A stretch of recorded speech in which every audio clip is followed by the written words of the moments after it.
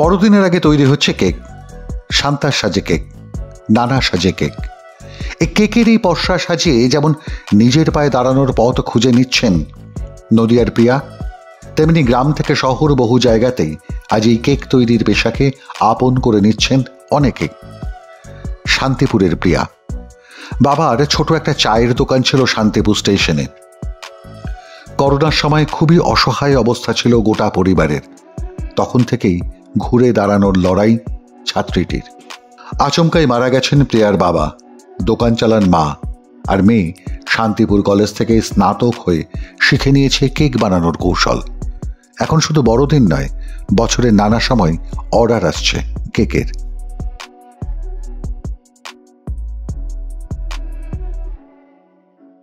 আমি গত 4 বছর ধরে কেক বানাচ্ছি, কিন্তু মানে যত দিন যাচ্ছে কেকের বিজনেস বলুন বা কেকের চাহিদা বলুন, এটা কিন্তু অনেক অনেক বাড়ছে।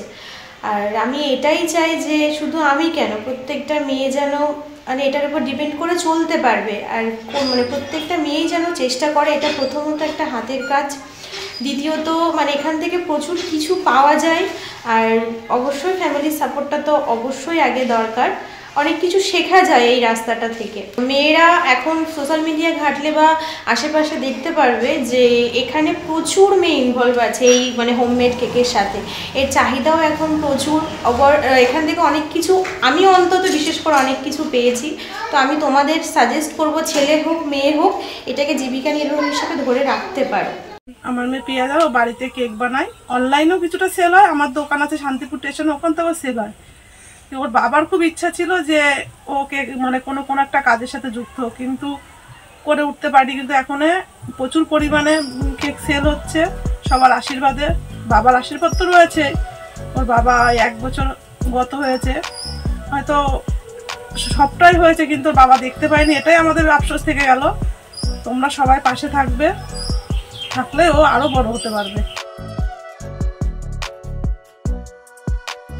কেকের পাশাপাশি দিন দিন চাহিদা বাড়ছে পেস্ট্রিরও।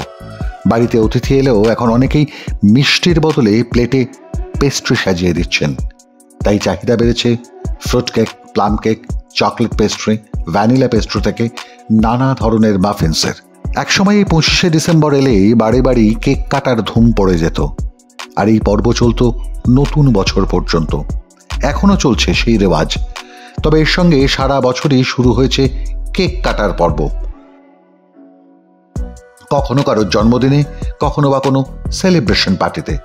ফলে চাহিদা বাড়ছে কেকের, আর সময়ের সঙ্গে সঙ্গে অনেকেই তাই এই পেশার দিকে ঝুঁকছেন।